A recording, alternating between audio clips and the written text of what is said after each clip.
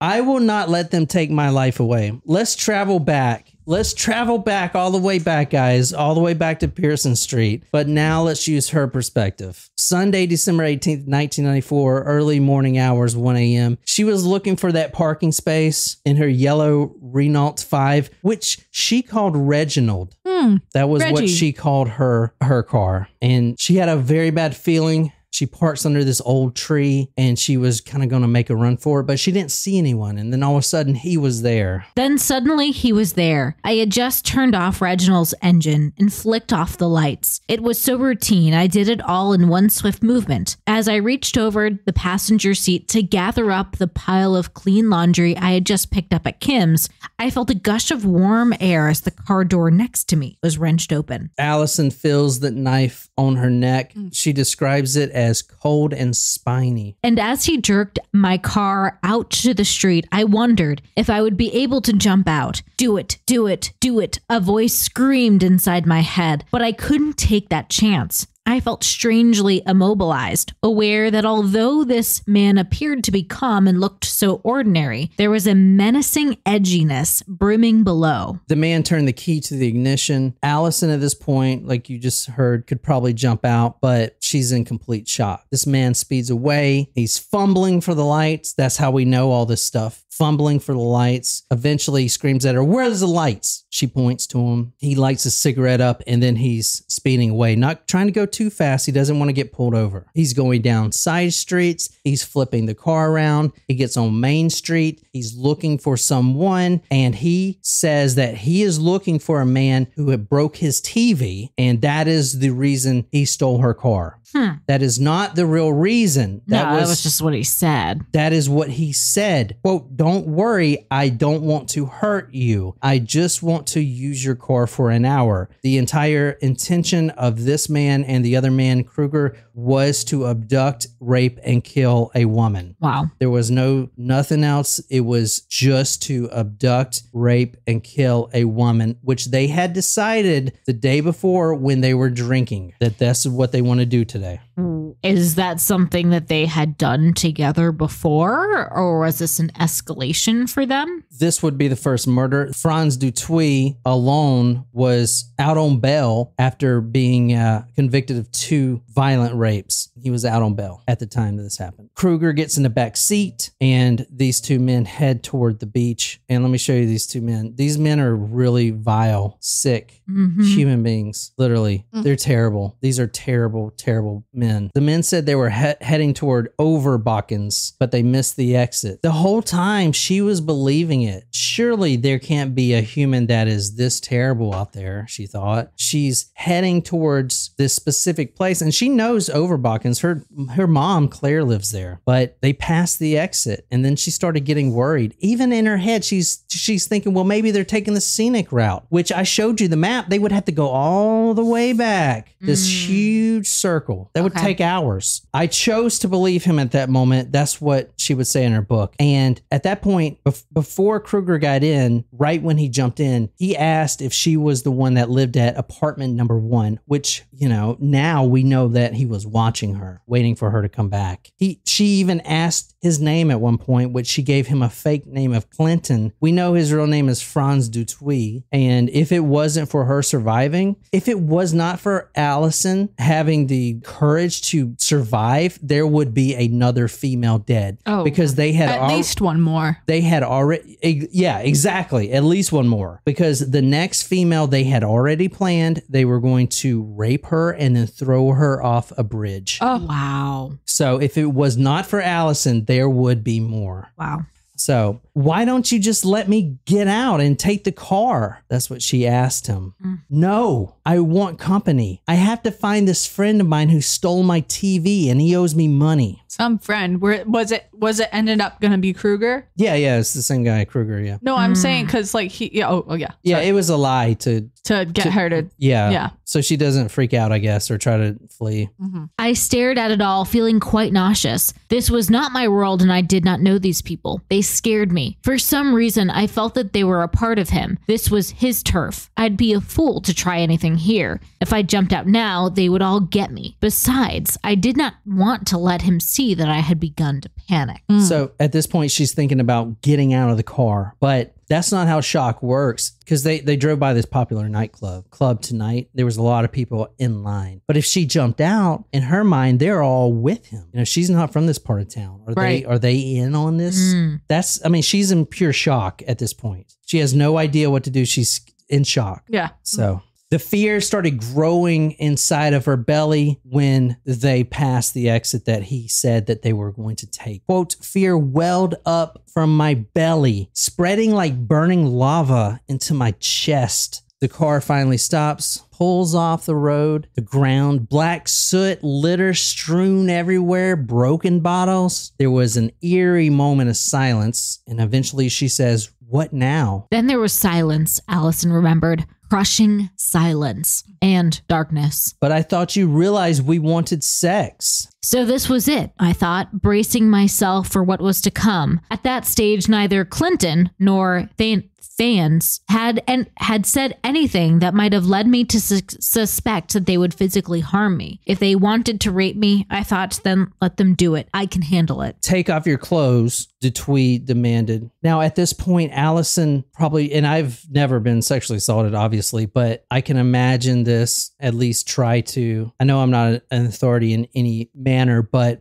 at this point, what do? You try to disassociate from yourself if you're about to be raped. She talks about it a lot in the book. I mean, I can't even begin to.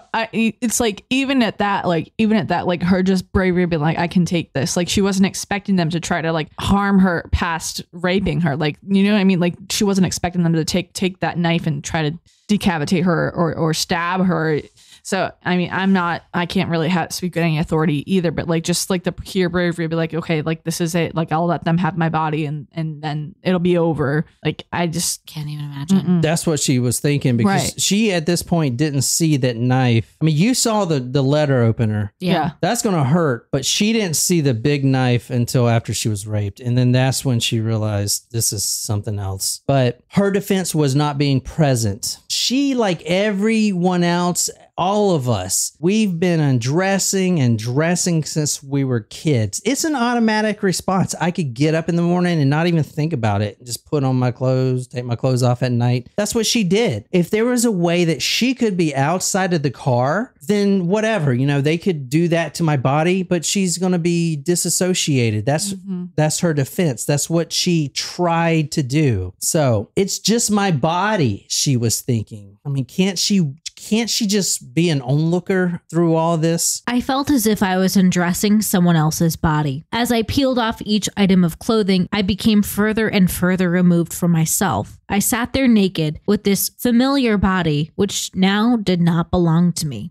The man pulled down his tracksuit pants and pushed my head towards his crotch. If you bite me, I will kill you. Again, I'm not going to go through the rape, which she does talk about, and it's very, very disgusting. However, I do want to say one thing to show you that how these guys are. The man, Franz Dutoit, before he rapes her, he forces his tongue in her mouth, and then he says, after going down there on her, quote, "You have the nicest tasting fanny," end quote. He forces his tongue in her mouth and then he rapes her. Staying strong, Alison says in her book that she decided to stay as limp as a rag doll. I would not reveal anything about myself. He's doing this to your body, but not to you. He can't touch you. I chanted silently over and over again. That's terrible, man. Finished. He looks out the window. Quote, "Do you also want to have sex with this lovely lady?" Holy shit. Yeah, Jesus. That's when she looks out the front window and she sees Thans Kruger sitting there, and she notices something that she hasn't noticed before. Stuffed in his back is a very large hunting knife. It is an 8-inch notched. I would say serrated, but that's not even the right term. Notched. Like I have one here. It's a huge Gerber. I carried it overseas in Afghanistan.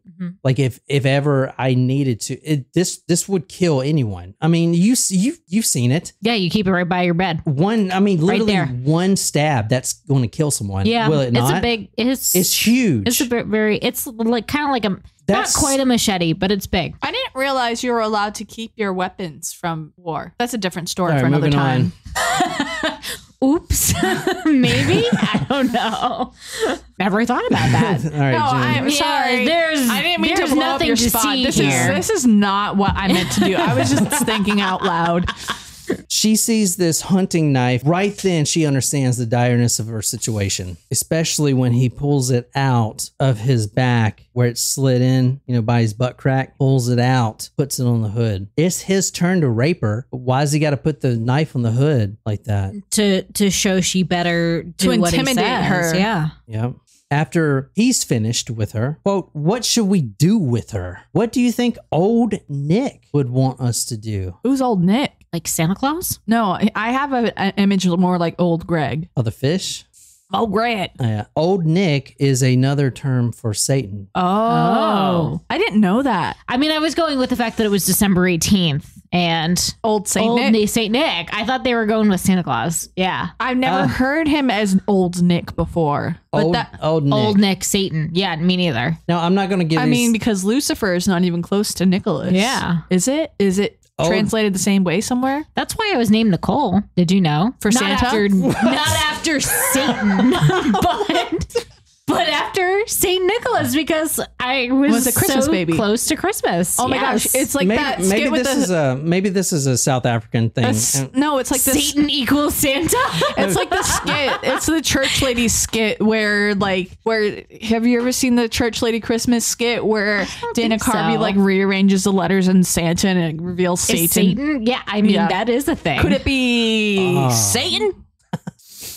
I mean, all right. Now, anyway, a lot of people are going to want me to go into these guys' background. They did claim they were Satanists. I think it's a good excuse, but they're honestly, just terrible people. And I did go into their background. If you guys want me to do it, I will on a different story, but I'm not going to do it in this story. I don't really care about the perpetrators. I care more about the victim and the fact that she survived. Not related to this specific crime, but how many people claim to be Satanists or some sort of religious, like that a religious affiliation that does harm to people and try to claim it as practicing your religion. Oh, I'm sure. Yeah. It's a great excuse. Yeah. Yeah. I mean, like there's the whole Crusades thing. Let's not talk about history. Moving on.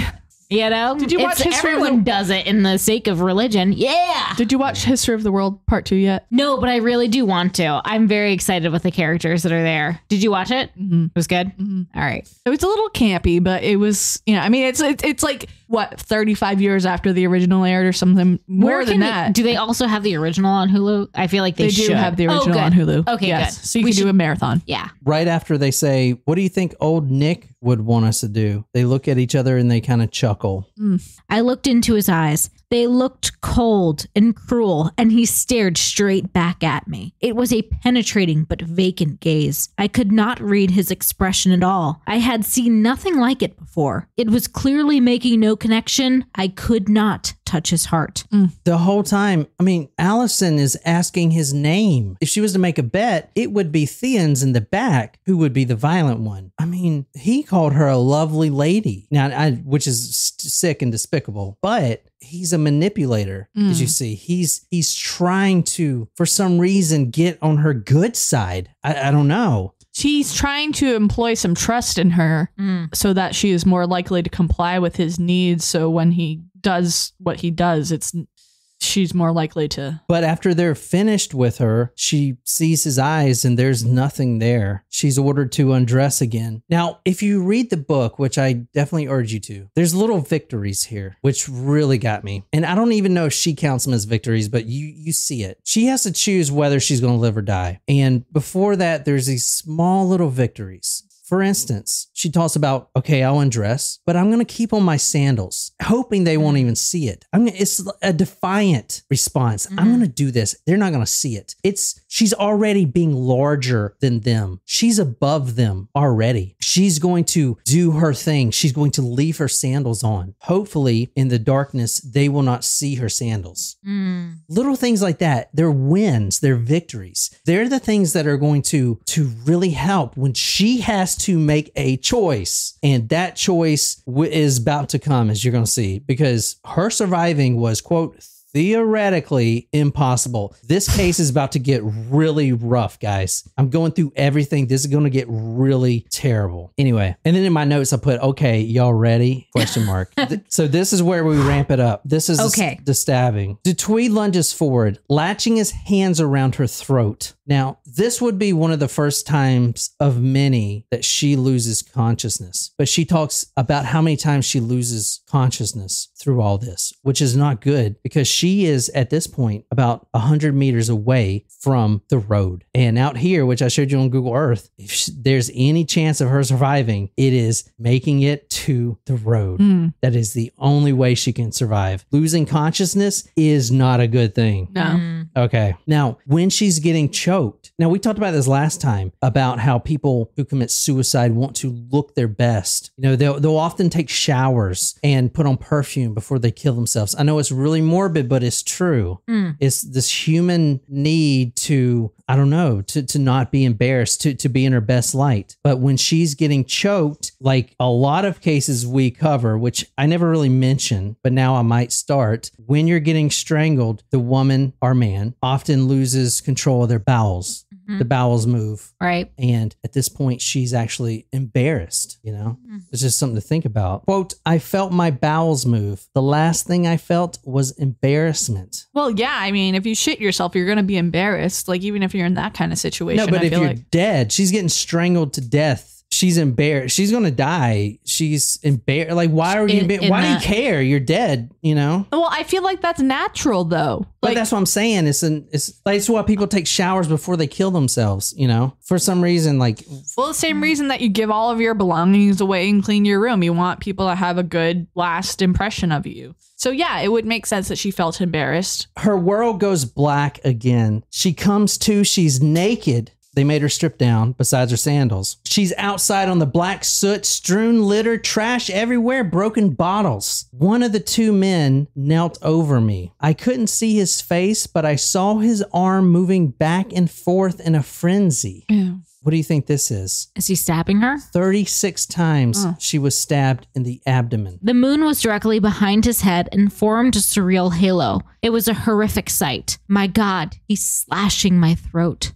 My God, he's slashing my throat. Ugh, like when I read that in the book, I was like, I mean, that makes the whole thing. My God, he's slashing my throat. From the perspective of Dr. Volodya Angelov, hours later, her anterior muscles and trachea had been cut in half. Because of the severing, the muscles had retracted to the base of the skull. Her larynx was also completely separated from the lower part of the trachea. All of the main veins had been cut, and it was a miracle that whatever brute had done this to her had missed the most important main arteries and her voice box. 18 times in the throat. What he says there is the anterior muscles and the trachea had been cut in half. So I got a little image for you guys. Oh, that's helpful. Yeah. So right here, you see, it's right here where it was slit. Quote, in half. The doctor, in half. Like, this is not connected. These things are not connected. They should be connected. They're not connected. This was one of 18 stab wounds in the neck. They're not connected anymore. It's almost ironic, but not. Like, I'm not making light of this, but today I got Murphy's nails cut and I got him a treat and I grabbed him one that he was like sniffing around in the pet store of, and it happened to be like a beef trachea. Oh God, Jen. You do see that sort of thing at pet stores. Now I'm gonna think differently about them. Yeah, I'm like might throw it out after today. Oh yeah, those things stink, especially like the hooves. Well, it doesn't smell so far. I mean, I just gave it to him. He wasn't too enthralled by it. Hey, But you know what he wanted? He like tried to keep grabbing them was the $50 antler. Yeah, he knows. Yeah, the elk antler that was $50. I was like, no. You have champagne taste on a beer budget. Yeah, there you we go. cannot afford that. Here, to grab something that's $5, we'll do that. You can go in the clearance bin, Murphy.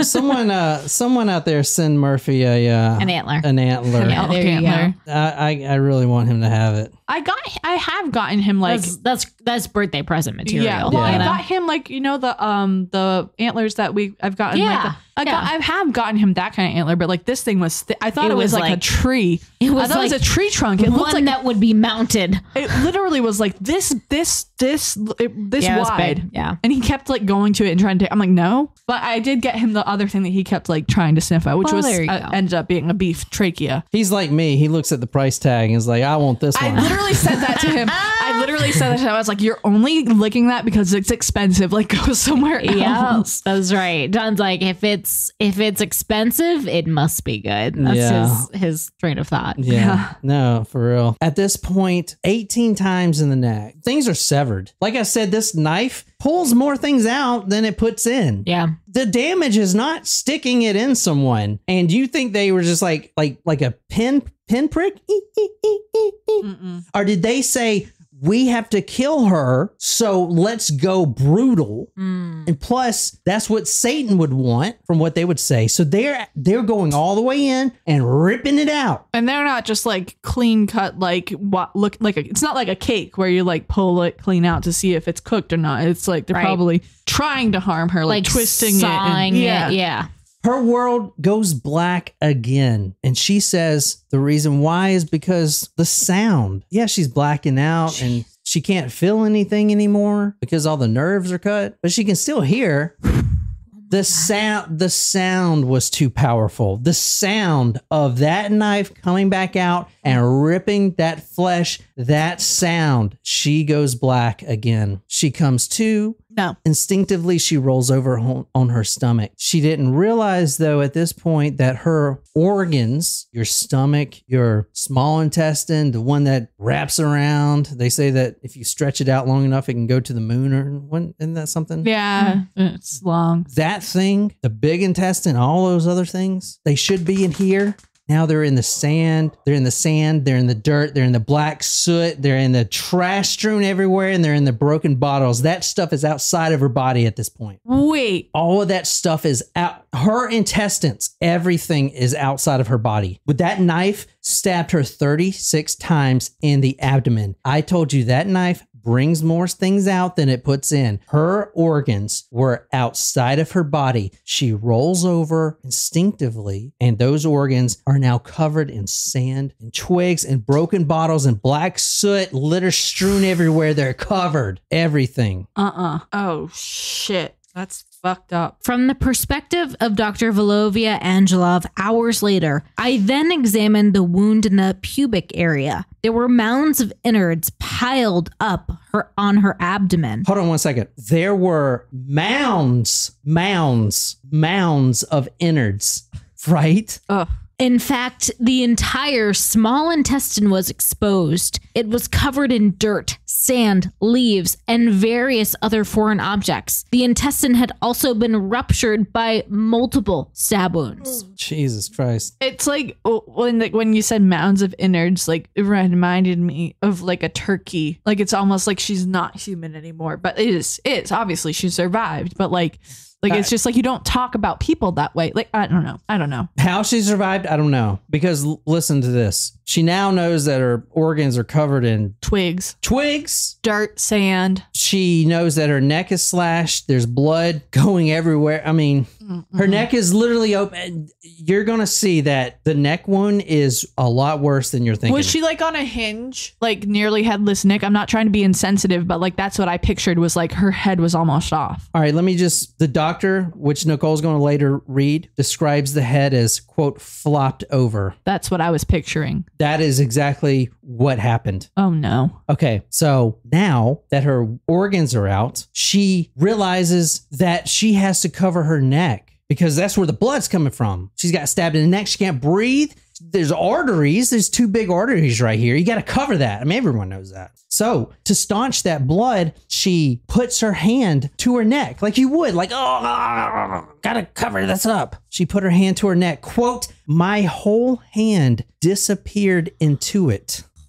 What the? Wow. Where's my hand? Wow. I'm like almost about to throw up. Denke se es dued. What does that mean? Is she dead? One of them says. Niemand kan dit olif. Nej. The other one says. That's South African? Afrikaans. No one could survive that. The 2 rapists drive away. Now it's just her. It's her. This is where it gets bad, guys. I know you think it's already bad, but this is where it gets ramped. This is freaking effing nuts. This is the reason I was like tearing up, man. I don't care, man. This woman is amazing. So a lot of you guys believe in life after death. And honestly, I guess you don't know until you've been there. But she has to make the choice to live. And if you believe in life after death and out-of-body experiences like, seeing the heavenly gates, there's books written on that. Like, type in the chat and share your experiences. But I'll tell you what she went through. She felt her body ascend. Now she's in the what? The black soot, the litter strewn everywhere, she's the broken bottles, the trash, by herself, 100 meters away from the road. No one can see her. It is pitch black. She has to find something inside of her to push her 100 meters to the road. And even if she gets to the road, there's no, this is, you saw the street. How many it's people in the drive middle of on the that? night, too. Literally no one. So even if she goes through all, it's so much easier just to give up at that point, you don't even know if you're going to make it. If you do make it, you just be disappointed when no one comes and you're dead. How long can you really last,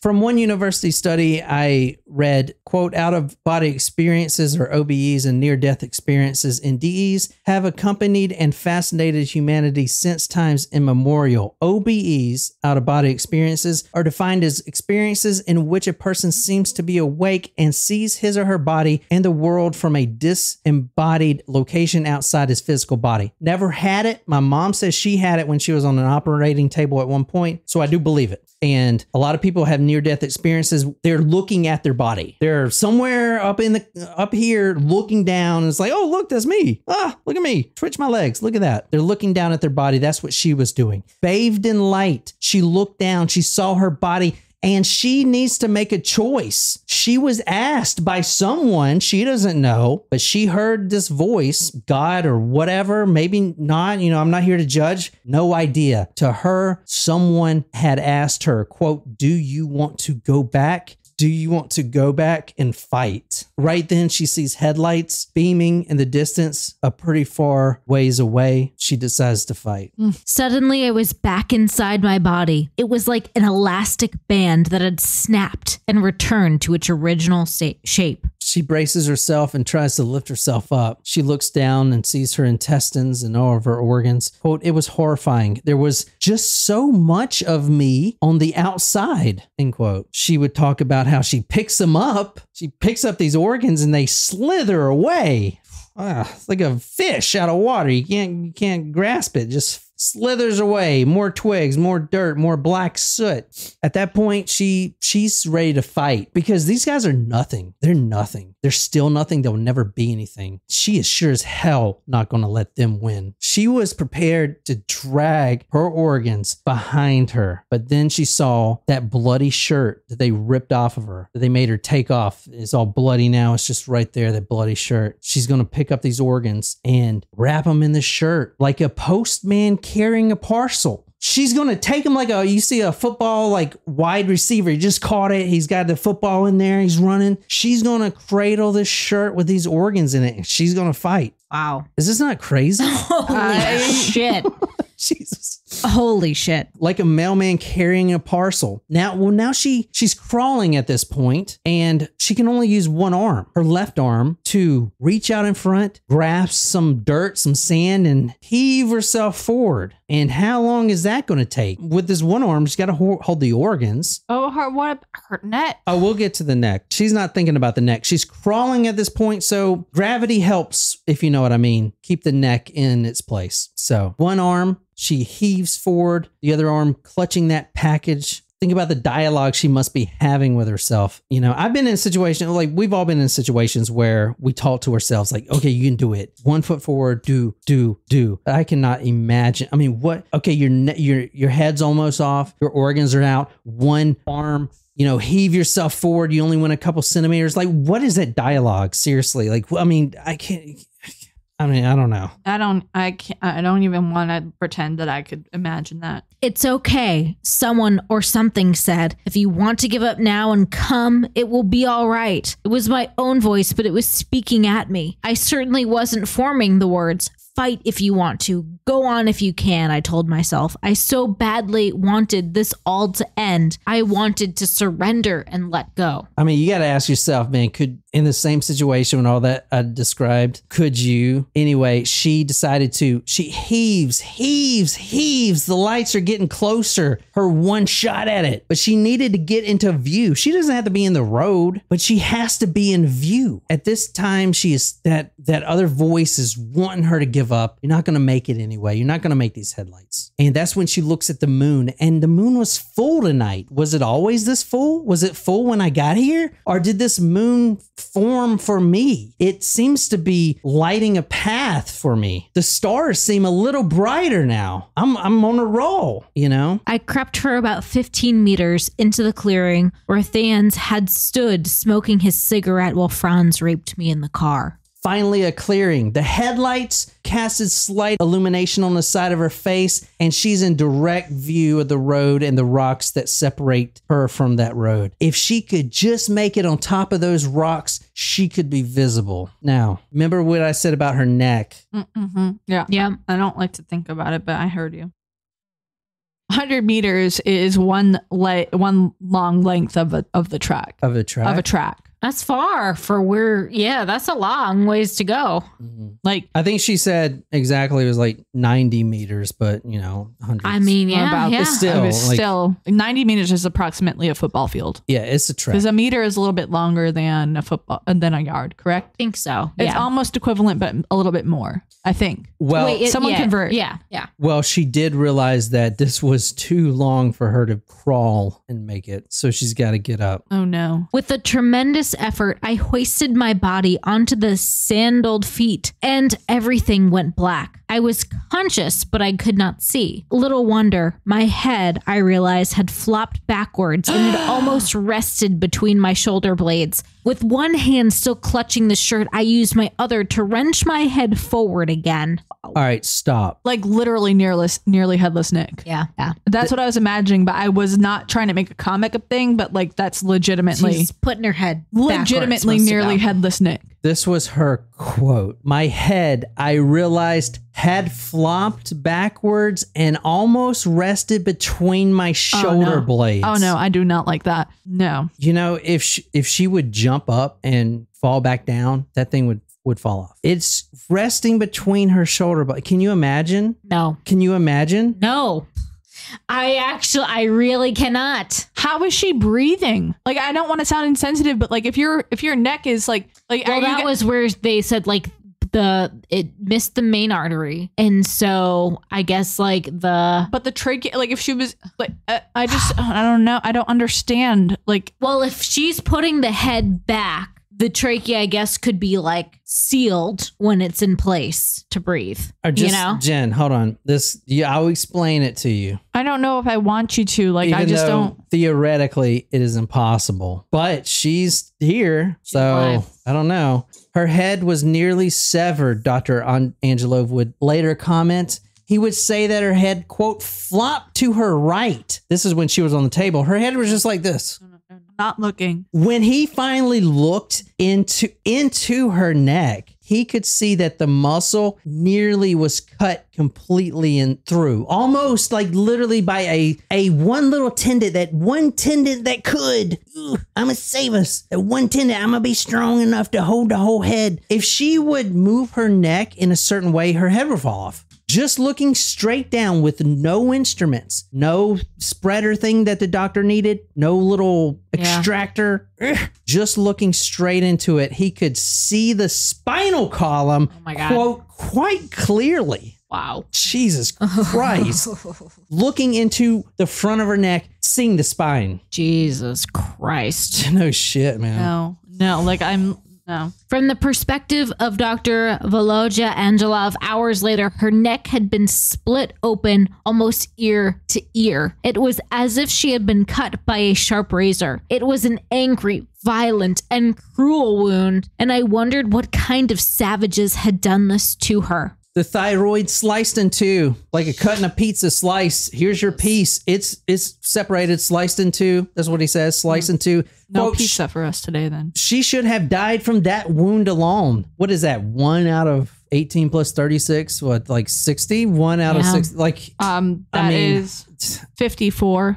I never believed in angels, but I don't know, man. I mean, I don't know. I don't know if they. I was going to ask you at the end of this if, I mean, you can answer at the end, finish the story first, but if this has altered your view of the afterlife or near-death experiences. This is crazy. She lost consciousness over and over. You can't do that. She is walking. The moon is lighting her path. One foot in front of the other. She's cradling her organs. The other hand, she's pushing her head back down to connect the esophagus, to connect the larynx. One foot in front of the other. You can't lose consciousness because then that's it. You just flop over and die. Okay. She says it's like someone was playing with a dimmer switch, like in your lights, like up and down, like a little kid comes over, is like, oh, look at this dimmer switch. The lights are up, then they're down, then they're up, then they're down, over, in and out, in and out, in and out of consciousness. She was in shock. Her blood pressure, when they measured it, extremely low, 90 out of 50. The pulse was 125. That is deathly high.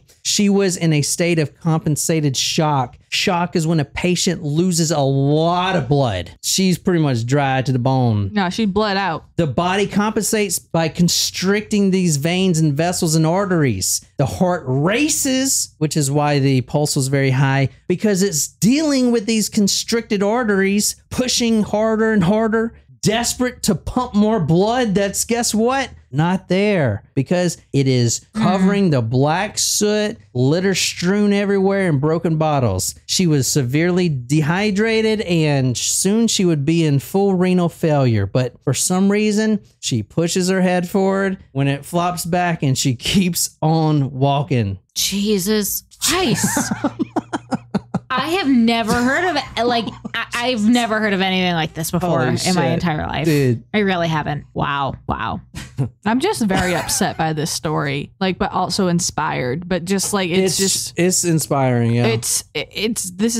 This is the most insane thing I think I've ever heard in my entire life. Yeah, agree. As she walked these 90 meters or so to the road through the South African fynbos, what they call the bush area, fynbos, I looked that up.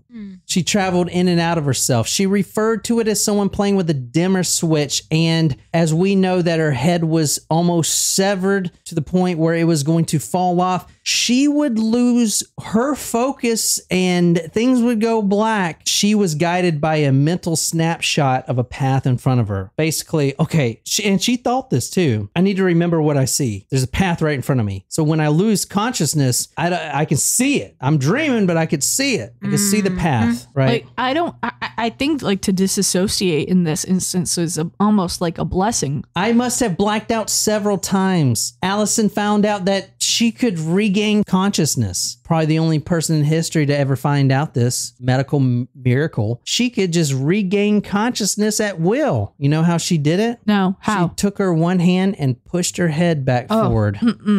Jesus Christ. I want to vomit. But I'm still amazed by her. With one hand still clutching the shirt, I used the other to wrench my head forward again. With my head now in position, I returned my hand to my throat to stop the noise and the blood. To stop the noise. The noise is what's bothering her. She puts her hand back to her throat, quote, as if I had swallowed myself. I could feel the severed flesh, the stickiness, and the moist warmth of the blood. One foot in front of the other. She says it's, quote, like two huge unseen hands was pushing behind her. Go forward. Go forward. For what? You're going to hit the road so no one can find you? Give up. Jesus Christ. She falls. She gets up. She crawls. She falls. She gets up. She pushes her severed head back on her trunk. Oh my God. Then she realizes she was on the road. After all that time, she was on Marine Drive, and she lays right in the middle of the road. I lay there in the deathly quiet, thinking that it was wonderful finally to have a break from all the staggering and falling. I was on my back, my head slack to one side, my eyes level with the tar. Those headlights are now there. She made it. Remember those headlights in the distance that she was striving for? Finally, she connected. It was like perfect timing match because no one else is coming out here. She finally connected. It was perfect. I heard the engine rev, and then suddenly a car maneuvered itself around my body and just sped away. It was a Volkswagen Beetle, and I watched the taillights become pinpricks in the distance. The car just spun around her. That is horrible, yeah. But it also reminds us that good always trumps evil. Light always breaks through darkness. There were always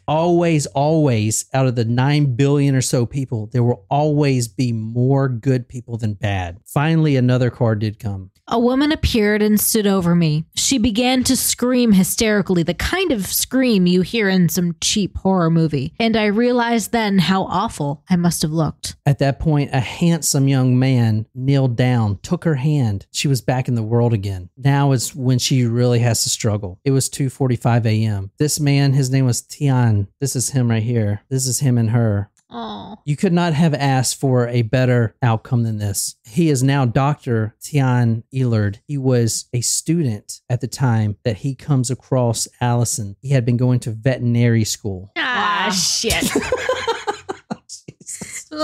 This is like the most we've cried in an episode. This is terrible. I feel bad for the fact that I haven't had an actual tear fall, but like mentally I have been crying.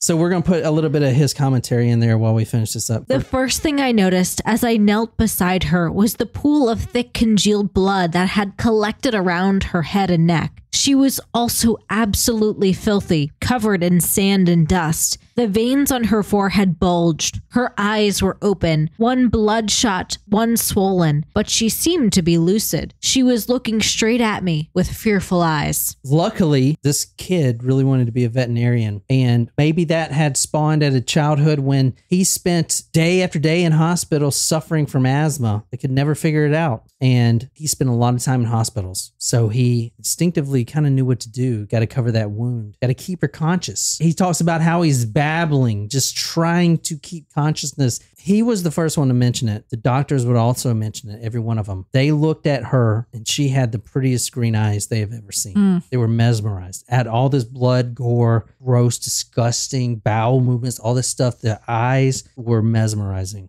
This man fought in the Rhodesian Bush War, and he says he's never, ever seen injuries like this with a person still living. Another testament on how this seems more fiction than reality. Her skin was a deathly pallid color, and she was cold to the touch.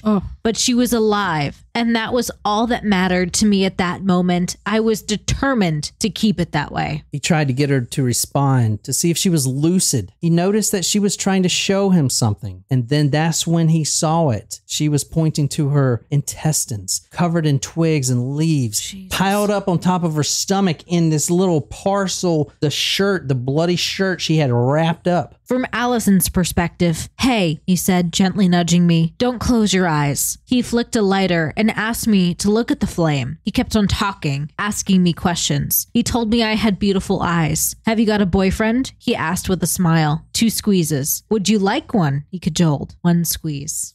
He told her that she has to stay alive. She has to, because she ruined his shirt. Oh. Jesus. Oh my God.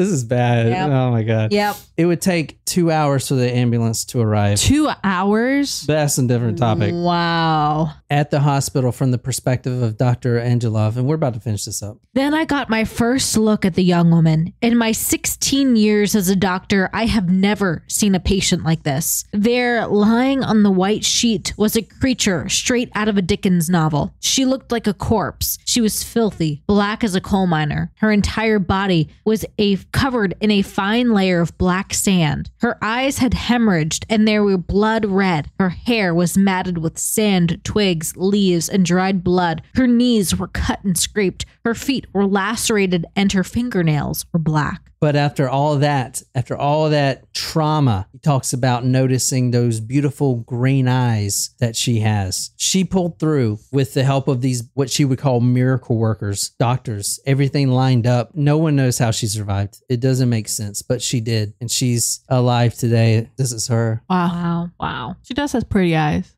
It's an incredible story, man. Incredible story. But that's the survival story. Wow. I did put the one last thing in there from her book, if you want to read Away from It All. Away from it all, I came to the realization that I lived my life not by chance, but by choice. My most significant realization was that no one could make me be or do anything that I did not want unless I gave them the power to do so. The same applied to Franz and Thans. I could surrender my life to those total strangers who had tried to kill me, or I could honor myself and find a new meaning to life. I was determined not to let them take my sanity, my confidence, my character, my personality. These were things that were precious to me, more so now than before, and I would never give them the power to destroy it all. If I remained angry at Franz and Thans, I would be giving them power over my life.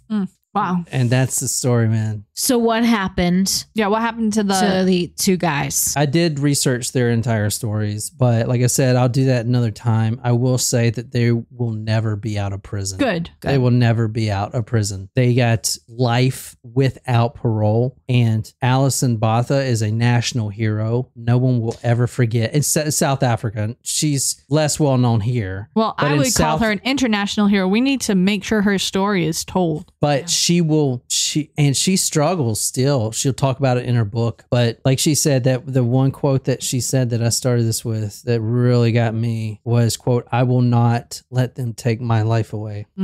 She survived. They're in prison. They will never get out of prison. Good. That's a crazy story. I really enjoyed that story. I hope I did it justice. I would say so. It really touched me, man.